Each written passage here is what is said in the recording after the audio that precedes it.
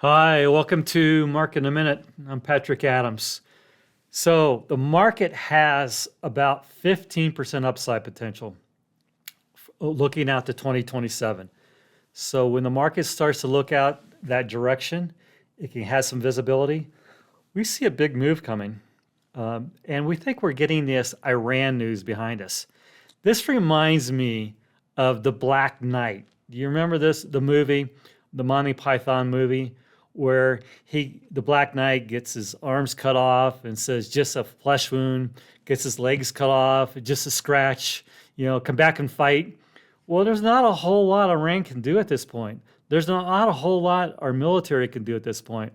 The Strait of Hormuz will open up, oil prices will come back down, gas prices will come back down. So everything's going back to normal. So nice upside potential as we get through this quarter, maybe earnings reports in the second quarter, but at some point in the first half of the year, or maybe July timeframe, we're going to start to look out to 2027. And if those numbers look good for 2027, the earnings numbers, the market's going to move up nicely.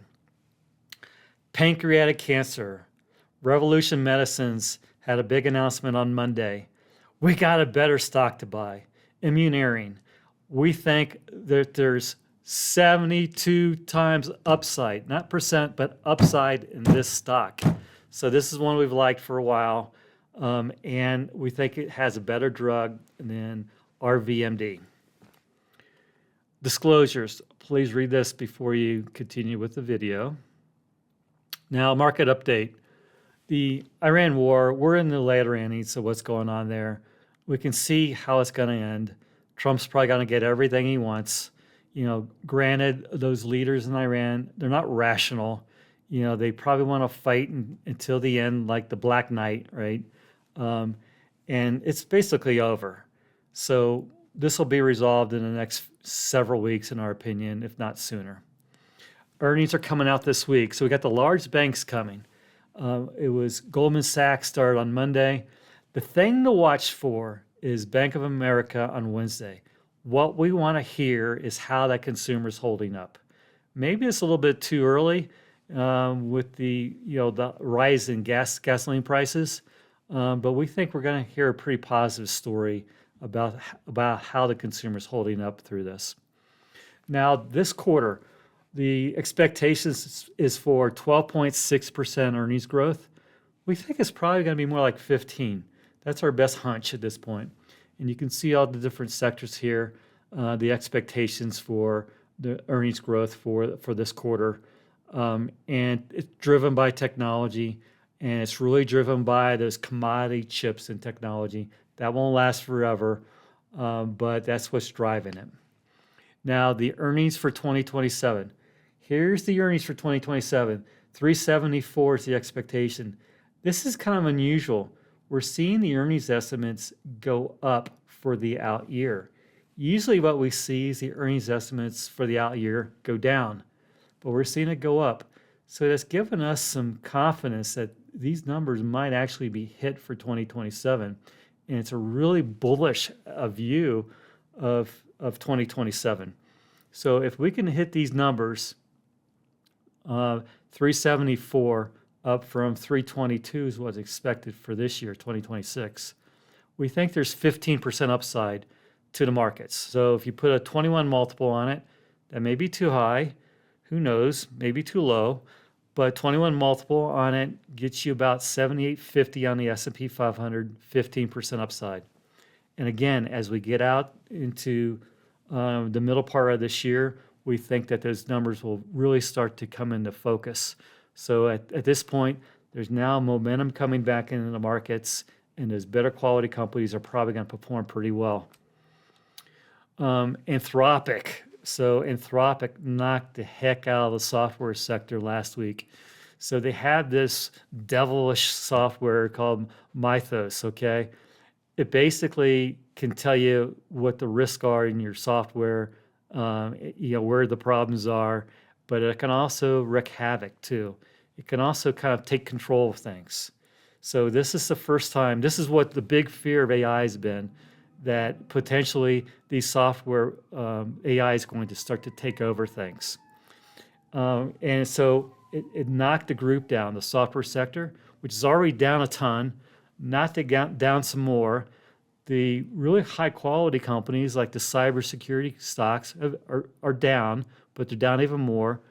We think that those are probably buyable at this point. But Palantir's been the one that everybody loves, right? Palantir's got something really unique. And so it's held the second support level here at around $129, $130. So it's off about 38% from its high. And we think it's viable here. So at 110 times earnings, okay, yeah, me a value guy, 110 times earnings, we think it's attractive. Why is it attractive? Because it's probably going to grow at 100% a year for the next couple of years. So it's really probably a reasonably priced stock, and it's the best company in that software sector with the best outlook. So the whole group has gone through kind of this deep seek moment. Remember when the AI sector got really thumped really hard because of the Chinese software, DeepSeek came out, the AI package, and we think this is DeepSeek 2.0 with this Mythos software coming out from Anthropic. Now the technicals all look good. So all the major indexes are above their 200-day moving average. The S&P 500, the Nasdaq, the Russell 2000, all above their 200-day moving averages. So we've talked about this a lot over the last number of weeks, how we've been in a sideways moving pattern for about 7 months. We broke that sideways downward trend, and now above the support line, the resistance line, above the 200-day, above the 50-day, above the 100-day. So it's not the prettiest chart in the world, but it's in an upward pattern now with the going above the 200-day moving average. That was the buy signal, above the 200-day moving average. Just keep in mind, we were being pretty aggressive buying individual stocks when the market was down a lot more, down towards the bottom. Now, the Russell 2000, that's what really interesting. Russell 2000 was got below the 200-day, popped above that, just barely below the 200-day. This is in a nice upward trend. This is one of those patterns we really like. An upward trend, but it got to the bottom of the trend line, and now it's moving back up again. So it's positive on the year. It looks like it's breaking out in our opinion. So this would be our kind of favorite area to focus on finding buy ideas. The emerging healthcare space. As you know, we do a lot of work on the emerging healthcare space. So Revolution Medicines on Monday announced their phase 3 results. They were good. They were more or less kind of as we expected. So it's a pancreatic drug. It increases the median survival rate versus chemotherapy. Chemotherapy has 6.7 months of survival. This basically doubles it, 13.2 months. So this is a good thing. So we think this drug gets approved pretty quickly, becomes standard of care. There are 67,000 new patients per year, roughly, that are diagnosed with pancreatic cancer. This will be a $10 billion drug. Merck tried to buy the company. The company said no. The market cap is now $26 billion. So here's the chart. Over 5 years,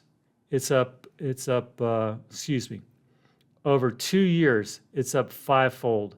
So this has been a great stock. However, the reason why we're telling you this is we have one that's probably better. Immuneering, IMRX. They have a similar sort of drug. So it's similar in terms of its mechanism of action, but it's different. And they have a little bit different way of administering it, which is a little tricky, tricks the cancer. So we like this a lot. The median survival period has not yet been determined. So they had 13.4 months was their phase 2A data, 13.4 months, and they haven't concluded yet what the median survival rate was. So that's extending. So they're going to have more data coming out probably in June, more phase 2 data in June. which will probably determine what that median survival rate was. So I'm not sure what that'll be, but we think it could be higher or maybe significantly higher than what Revolution Medicines just reported. So if you take, these guys will start their phase 3 trial in July. So it'll take 2 years. That's a long time for the stock market to look out to, but 2 years to do that phase 3. So they're 2 years behind Revolution Medicines. And we think over time it's going to drift higher, maybe nicely higher. If the market catches on to this, it's going to go significantly higher. So it's a $360 million market cap when Revolution Medicines is $26 billion. That's 72% upside on a 2-year hold. That's huge upside potential. We don't think it's going to happen. And the reason we don't think it's going to happen, we think someone's going to come in, like Merck potentially, and buy this company. So we think that this is a real gem in the markets. They got a great drug.